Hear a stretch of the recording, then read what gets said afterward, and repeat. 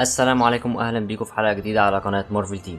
معاكم حمدي عماد، والنهارده ميعادنا مع تحليل الحلقه الثالثه من مسلسل لوكي. ومن غير كلام كتير يلا بينا نبدا. في البدايه بندخل على مشهد غريب بيجمع بين ليدي لوكي وسيد ويني، واللي هي واحده من افراد امن منظمه التي في اي، واللي كانت مخطوفه اساسا من ليدي لوكي في الحلقه اللي فاتت. لكن على طول بنعرف ان ليدي لوكي دخلت جوه دماغ سيد ويني عشان تستخرج منها معلومات عن مكان التايم كيبرز وازاي تروح لهم. وسي تويني بترد عليها وبتقول لها انها المفروض تستخدم الاسانسير اللي لونه ذهبي. وطبعا كل الحوار ده المفروض حصل في الحلقه اللي فاتت بس ما شفناهوش. بنكمل بقى من اخر حاجه سبناها في الحلقه اللي فاتت، وان ليدي لوكي فتحت تايم دور وراحت لمنظمه التي في اي زي التوقعات، وانها بوظت التايم لاين في الحلقه اللي فاتت عشان تقلل عدد افراد الامن في المنظمه على قد ما تقدر، عشان تقدر توصل للتايم كيبرز زي ما هي عايزه. واول واحد بتقابله بتحاول تستخدم سحرها عليه، لكن هي ما تعرفش ان السحر مش بيشتغل في منظمه التي في اي. فبيبدا فايت بينها وبين كذا واحد من افراد الامن، وفي اللحظه دي بيكون لوكي وصل للمنظمه زي ما شفنا انه في الحلقه اللي فاتت دخل ورا ليدي لوكي قبل ما البوابه بتقفل. وطبعا بيفتكر ان الخنجرين بتوعه محطوطين في الخزنه دي بتاعه هانتر بي 15.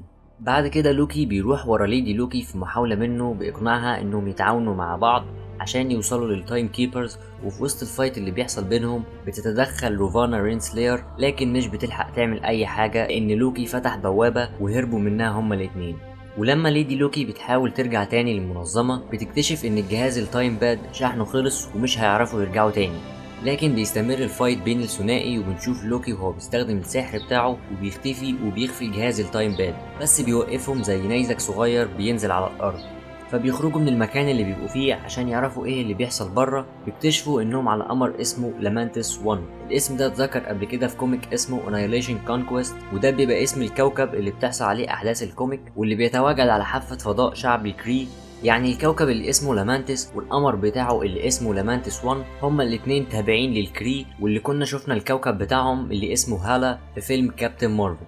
المهم بقى ان اللي بيحصل دلوقتي ان الكوكب بتاع القمر ده اتدمر وهيقع على القمر، ودي من اسوأ الاحداث الكارثية اللي متسجلة على التايم باد زي ما ليدي لوكي بتقول. بعد كده بنشوف ليدي لوكي وهي بتحاول تسحر لوكي، بس طبعا السحر بتاعها مش بيشتغل عليه لان عقله قوي جدا، وده طبعا معروف من الكوميكس. وكمان في شخصيات تانية زي ثانوس ودكتور سترينج عقلهم بيبقى قوي جدا، مش اي حد يقدر يدخل جوه دماغهم ويسحرهم.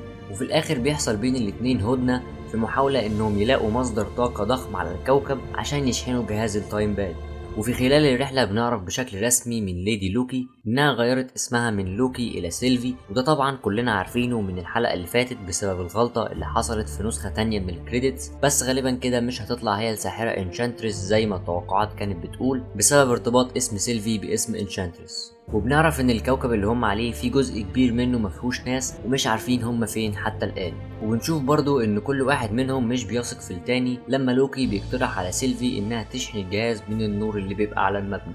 بعد كده بيروحوا البيت، وفي اللحظة دي بنشوف اختلاف بين الشخصيتين، وان لوكي ميال للدبلوماسية اكتر، وانما سيلفي ممكن نقول عليها متعجرفة او متسرعة. بس في الاخر الست صاحبة البيت بتطيرهم هما الاتنين، وبيعرفوا منها ان الناس كلها راحت علشان يركبوا القطر اللي هيوديهم للصاروخ اللي اسمه ارك عشان يلحقوا يهربوا من الكوكب ده.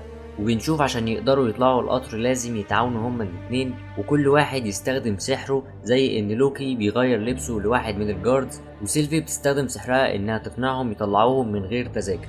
في تفصيلة برضه حبيت اقولها، ان لو بصيت ورا لوكي وسيلفي هتلاقي في راجل متكرر مرتين، معرفش دي غلطة ولا هما اتنين توأم داخلين مع بعض في الكاست. المهم بنقضي الرحلة مع لوكي وسيلفي في القطر، ولوكي بيحكي ان اللي علمه السحر هي امه، وكان بيوريها شوية خدع زي انه بيطلع فاير ووركس من ايده، وده اللي حصل على العكس مع سيلفي لان امها ماتت وهي صغيرة، وده اللي عمل فرق كبير بين الشخصيتين، لان الجزء الطيب اللي جوه لوكي جاي من امه اللي كانت بتثق فيه دايما، اما سيلفي اللي ملقتش امها معاها كان فيها شوية عجرفة وهمجية زي ما شفنا من شوية.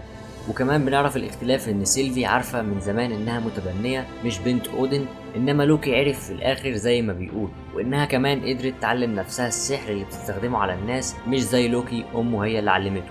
بعد ما كل واحد بيرتاح للتاني شوية سيلفي بتنام، ولما بتصحى بتلاقي لوكي سكران وعمال يغني، بس كان من احسن مشاهد الحلقة. وبتظهر تفصيلة هنا لما لوكي بيكسر الكاس وبيقول another، ده زي اللي عمله ثور في فيلم ثور 1 لما نزل على الارض وقابل جين فوستر. This drink, I like it. I know, it's great, right? Another! وطبعا بسبب ان لوكي مش في وعيه السحر بتاعه بيتشال ولبسه بيرجع لطبيعته وبيهجم عليهم الحراس علشان معهمش تذاكر.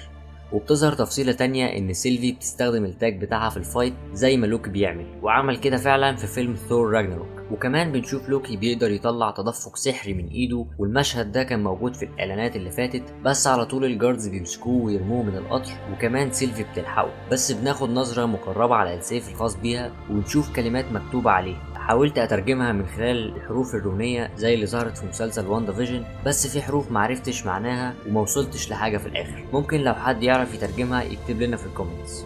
المهم بنشوف لوكي وقع نفس الوقعة بتاعة الحلقة اللي فاتت واللي حصلت برضه في فيلم ثور راجناروك، وبنعرف ان جهاز التايم باد اتدمر من الوقعة، وبكده بيكون الامل الوحيد ليهم انهم يخرجوا من القمر ده هو عن طريق الصاروخ اللي اسمه ارك، اللي هياخد شوية ناس من القمر ويلحقوا يهربوا بيه. بس سيلفي بتقول لوكي ان كل الناس اللي على الكوكب مقدر لهم الموت، يعني حتى الصاروخ اللي هم هيركبوه ده هيتدمر ومش هيلحقوا يهربوا. بس بتيجي في دماغ لوكي فكرة انهم يحاولوا يركبوا الصاروخ ويلحقوا يهربوا بيه قبل ما يتدمر، وبيحاولوا يعملوا كده فعلا.